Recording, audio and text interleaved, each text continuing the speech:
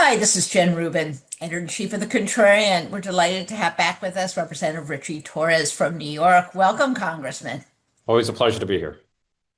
You have introduced a bill that turns out to be very timely concerning insider trading on prediction markets. We just had an incident, apparently, in which somebody, we don't know who, made $400,000 betting on Maduro's exit. Tell us about your bill and how it would help prevent situations like this. Yeah, so I'm introducing legislation that would prohibit insider trading in prediction markets among federal government officials, where the potential for corruption is greatest. So imagine if you were a member of the inner circle of Donald Trump. I don't mean to cause you nightmares. And you were part of the decision as to whether Maduro should be removed and captured. As a member of the inner circle and as a participant in the prediction markets, you could place a bet predicting the capture of Maduro and then advocate for a government outcome that would personally benefit you. And for me, there should be no tolerance for insider trading in the ranks of the federal government because it not only corrupts the market, it corrupts the government itself. Exactly. One of the prediction markets, Cashi, has come out and said that they support the bill. Have you heard from other prediction markets? I know Kalshi and Polymarket have reached out to my office for a meeting, and we're aware that Kalshi came out in favor of the legislation. But what is the possible argument against Yes. insider trading ban for federal officials? You know, as a member of Congress, I could, in theory, open an anonymous account and place a bet predicting that I'm going to appear on Jen Rubin's show and then profit from the bet the moment I appear on your show. Like, in what universe Exactly. should that be remotely legal? Exactly. Because these accounts are anonymous, how would you police the bill that you're talking about? Well, I suspect the prediction market firms themselves, the platforms, have the ability to determine the identity behind the anonymous accounts. And so we would treat it as we would any other investigation, right? The CFTC would have the authority to investigate allegations of insider trading. And with it comes all the investigative tools like subpoena power. Have you heard from your Republican and Democratic colleagues? What do people think about this? We're building support among our Democratic colleagues. The Republicans have been suspiciously silent. But for me, there's nothing inherently partisan about the legislation. You know, Fiorello LaGuardia once said there's no Democratic or Republican way to take out the trash. There's no Yes. Democratic or Republican way to police our markets and to protect the integrity of both the market and the government. It's just common sense. Unless you're pro corruption and pro leaving the garbage inside Washington, I suppose. And Um, corruption is not a bug, but a feature of the Trump presidency. So. exactly, exactly. We have a procedural vote coming up in the House today on a 3-year extension of the subsidies. What do you think the chances of passage are? Look, I have no choice but to be optimistic. And there are Republicans in swing districts. And one of the ironies of the tax credits is that it disproportionately benefits red states, Yes. right? Yes. 75% of the recipients are in red states that voted for Donald Trump. And so it is quite ironic that you have blue state representatives like me largely defending the interest of red state voters who depend heavily on these Obamacare tax credits. And Donald Trump is betraying the American people on the issue that matters most, which is affordability. And if these people had just raised their voices when the funding bill was up in the fall, we theoretically could have avoided, we'll get to the Senate in a moment, the entire shutdown. So they've done a 180, and it seems as though Democrats were exactly right to hold out because they've done a complete about face. The Democrats took a stand on the issue that matters most to most voters, which is the cost of healthcare. I mean, the cost of healthcare has risen by 121% since 2000. And without the Affordable Care Act tax credits, those costs are in danger of doubling for 24 million Americans. which for Democrats is an unacceptable situation. Right. The Senate is apparently working on some kind of compromise, which would be 2 years, which would eliminate zero premium plans. Do you know enough about that bill yet to be optimistic about whether there's a compromise there? I have no insight into what is happening in the Senate. There's an old saying: the other party is the adversary, and the Senate is the enemy. Yes, indeed, indeed. Let's shift for a moment to Venezuela. We have just an unprecedented old style colonial war, unconstitutional. The president didn't come to Congress to ask.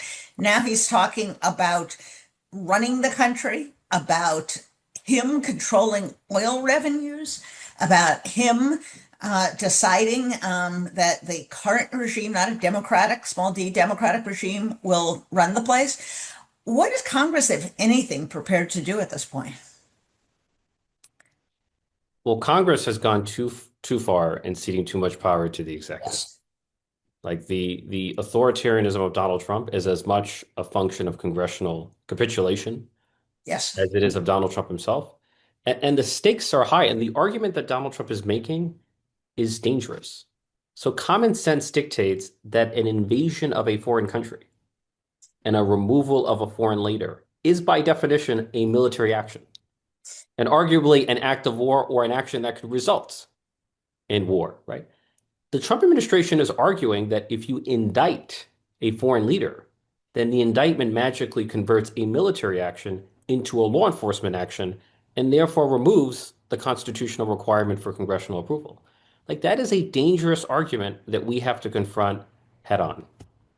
Because absolutely. by that It's also logic, you could just indict any leader. Like imagine George W. Bush had said instead of, even though that was the wrong decision, I thought, instead of going to Congress, let's just indict Saddam Hussein and then we can invade the country and call it a law enforcement action. Like you can apply exactly. that logic anywhere. And it's bizarre because they claim that the action in taking out the boats, murdering people on boats, even after they were shipwrecked, was not a law enforcement action, but that was a military action.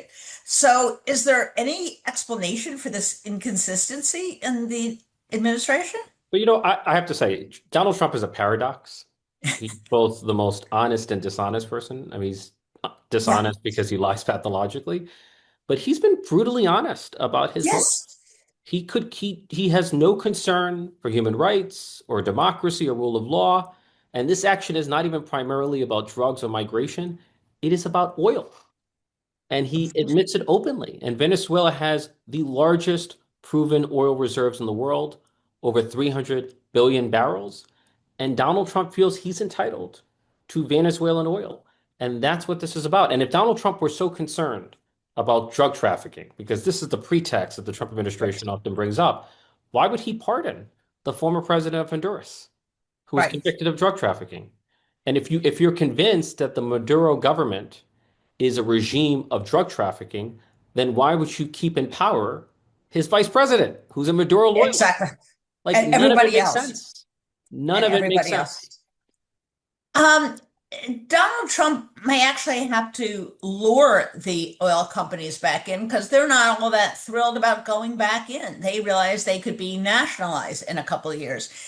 Can Congress step in here to use the power of the purse to prevent Donald Trump from essentially bribing the oil companies, to prevent him from supporting a regime that is not democratic?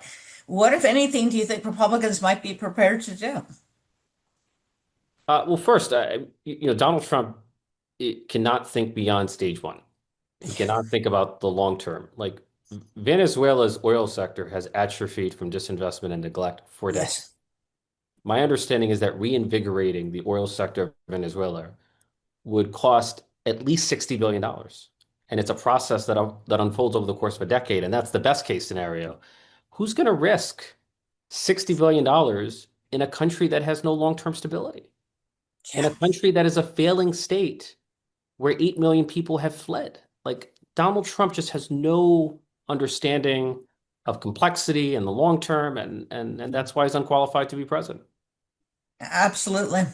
Um, Are Republicans that you've spoken to at all uneasy about this? Are they willing to take any measure, even to prevent him from attacking, I don't know, Greenland or Denmark or other allies? Um, you know, Donald Trump has such an iron grip on the Republican Party that I see no evidence of dissent. Even the senator from Utah reversed his position upon receiving a call from, he suddenly discovered that the president has Article 2 power to Yes, that would be Senator Leahy. invade a Yes, country without congressional approval.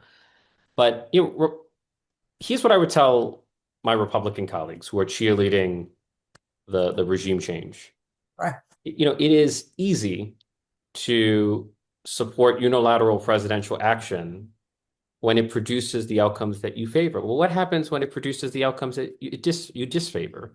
It's Yes, easy to do it when that power is in the hands of a president you like, but what happens if it's in the hands of a president you dislike? Like, what's to yes. stop? You could imagine a president from much farther to the left who tries to criminally indict maybe the prime minister of Israel and then authorizes an invasion. Like, is that something the Republicans would approve of? Like, they don't think through the precedent that's being set and how that precedent could be followed in the future. Absolutely. We also have another funding cliff in January. From what I understand, the appropriators are making some progress in marking up bills. Do you think there will be another shutdown, or do you think there's going to be a deal to be struck just on the spending components of the remainder of the budget? I mean, it feels like there is progress toward a negotiated outcome, although you Right. never know for sure in Washington, D.C. And Majority Leader Chuck Schumer has all but ruled out the possibility of a government shutdown. So Understood. if I were placing a bet in the prediction market, I would bet against Yes. a government shutdown. Yes. So as you head out on the trail, I think you're probably a lot for reelection, but in support of your other colleagues and other candidates, how do you kind of put this all together for them? How do you explain why they should care about Venezuela or why we need a democratic Congress? What's the big picture here? I mean, Donald Trump has broken his promise to the American people, right? He ran on an America First platform, promising no more endless wars, no more foreign entanglements.